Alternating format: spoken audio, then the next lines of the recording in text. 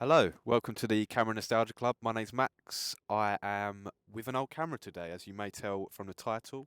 It's a camera that was gifted to me by someone, so I thought I would pick it up and take it up. It's quite a big difference from my last video, because in my last video I made it more about having a really small, compact old camera for taking out. But today I've got it on my strap, and it is my trusty steed for the day, so we'll see how it goes. As you can see, I'm in a bit of a bizarre landscape.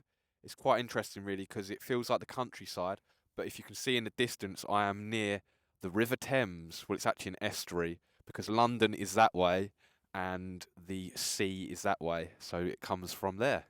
Where I actually am is an old mountain bike course. I say old, you can still come here, but it was the 2012 Olympics track, so it makes for a very interesting landscape. Obviously, I'm going to see what I can do with the camera, and then throughout the video, I'll let you know more on my thoughts on the camera and if I think you should get one. When I arrived at today's location, I was pleasantly surprised to find a mix of modern and old landscape. This land has been here for many years, obviously. It was first ever lived on by a farmer who came down from London, I believe, and turned it into a farmland. You can still see cows roaming around here. I didn't manage to see any. I was looking for them. I really wanted to see them, but I managed to stumble across these old little buildings. All I can imagine is that they was used for on the farm years ago, but because of the new mountain bike course, there is also modern structures on this land. It's a very interesting mix actually. I've been over a few times, but with this camera specifically, I started to see different angles and lines and shapes that caught my interest, and with the big LCD screen on the back, which I really enjoy actually, it just felt nice actually to use it, because as I said earlier in the video, in my previous video I was using a smaller camera where it's hard to actually see the photos you've taken till you've got home, which is still the beauty of it. That's why I like to do it. I was having fun wandering around. I thought it'd be perfect time to use the video mode on this camera as well, because I know that people like to see how the videos turn out on these old cameras. I'm always pleasantly surprised to see the light streaks from the sun in these old cameras. A lot of people, I get some comments, people say, you shouldn't do this because of the sensor, but as I always say, I'm just in this to enjoy it and to be out and enjoy the cameras and experience the world. So it can't hurt if it makes you happy. And I actually set the old camera up on the tripod. Someone actually asked me, they said, oh, what camera is that? And obviously I had to explain it's an old one, because I think people just assume that everybody's got the latest Fandangle camera. But I've done a little bit talking to it, and the way that I'm doing this is through, I have a wireless microphone. So when I get home, I sync the footage up with the microphone. Well, so far I've been enjoying the camera. I wasn't too sure what to think about it because I am so in love with my Olympus C5060. It's obviously similar, like big camera, you know. I think those called bridge cameras. I should obviously know more about this, but if you've watched a few of my other videos, you'll know that my channel is just more about picking up any sort of camera that you like the look of, going out, enjoying the world, and seeing what you can capture. If you couldn't tell, I am using the old camera's movie mode or video mode, because then it gives you a little perspective of what that looks like. So far I've been enjoying it. I actually like the massive big LCD screen on the back. It's very nice for capturing pictures.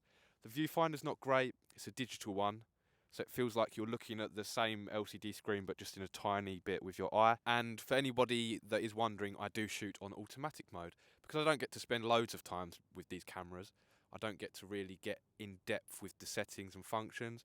Obviously, in the video below in the comments, I will leave a list of specs, and you can figure out for yourself if you would like to use this camera. So this is the mountain bike course. I actually tried to come down here before, and basically, I'll show you, it goes, I'm filming on the old camera as well.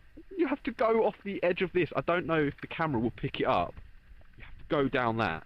I couldn't even walk down that now. Obviously not walk, like I wouldn't even... How people go down it on a bike baffles me.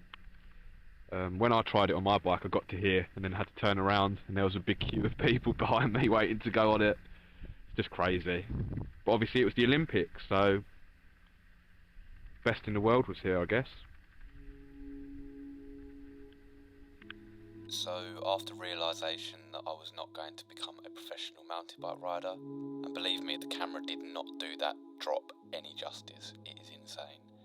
I carried on walking around this beautiful landscape, searching for different quirky things, and just anything that caught my eye really. That's what I like to do when I'm out. I don't have a specific thing that I go out to take pictures of. I literally just take pictures of the things I like. Doesn't mean that I just spam the shutter button. I have to take a genuine interest in something that I see to press that button. But I was enjoying the landscape as many other people was. There was people hiking, people biking, and people just enjoying the outdoors. I then rounded off the day with going to the castle that is also in this area. It sort of rounds off the whole day nicely, just to finish it with a little bit of history. It's actually from the year 1250, I believe, or around that time, definitely from around that time period. But there's not much left of it, so it does make for a few interesting photos. I actually took a picture of two French mountain bikers that was just chilling over there and checking it out as well, and I managed to get a really cool photo with one of the bikers' silhouette going behind the bricks of the castle, and then my shadow was at the bottom, so it sort of just made for a good visual photograph, I believe. So it turned out to just be a really good day. Overall, I was very happy with the camera.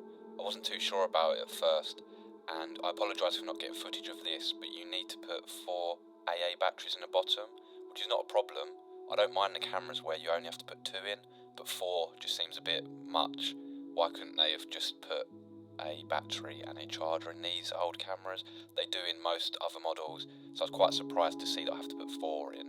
But there is a good argument for this. I can't remember who said it, but someone said if you take these cameras around with you, like around the world, you're not going to really be anywhere in the world where you can't get hold of AA batteries, where you might not be able to find a plug or something, or a battery replacement for one of these old cameras. So that's interesting. But yeah, overall the camera's very good. I didn't get to use many features because, as I say, I like to just use so many different cameras. I can't spend a lot of time with each camera individually unless I end up really loving one like my Olympus C5060.